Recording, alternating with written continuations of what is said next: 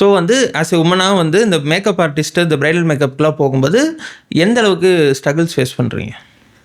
ஏன்னா அன்டைம்லாம் ட்ராவல் பண்ண வேண்டியதெல்லாம் ஒரு முகூர்த்தத்துக்கு, அதனால கேட்குறேன். இல்லை, எங்களுக்கும் நிறைய ஸ்ட்ரகிள்ஸ் எல்லாமே இருக்குது. அன்டோல்டு ஸ்ட்ரகிள்ஸ்லாம் எப்படி சொல்கிறது, இப்போ எங்களோட ஃபேமிலியில் ஒரு ஃபங்க்ஷன் வருதுன்னா எங்களால் அதை அட்டன் பண்ண முடியாது.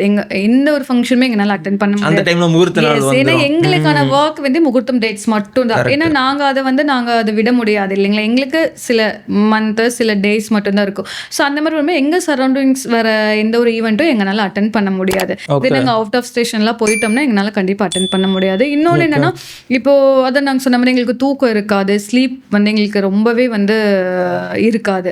அதுக்கப்புறம் ட்ராவல், இப்போ 5 hours ட்ராவல் பண்ணி போவோம், ரொம்ப கஷ்டமாக இருக்கும். ஃபார் எக்ஸாம்பிள் ஆக்சுவலி எனக்கு ஒரு இன்சிடென்ட் என்னன்னா, நான் வந்து கன்சீவாக இருக்கும்போது அப்போ தான் நான் கன்ஃபார்ம் பண்ணியிருக்கேன். பட் எனக்கு வந்து நான் திருச்சியில் ஒரு ஈவெண்ட் எடுத்துட்டேன்.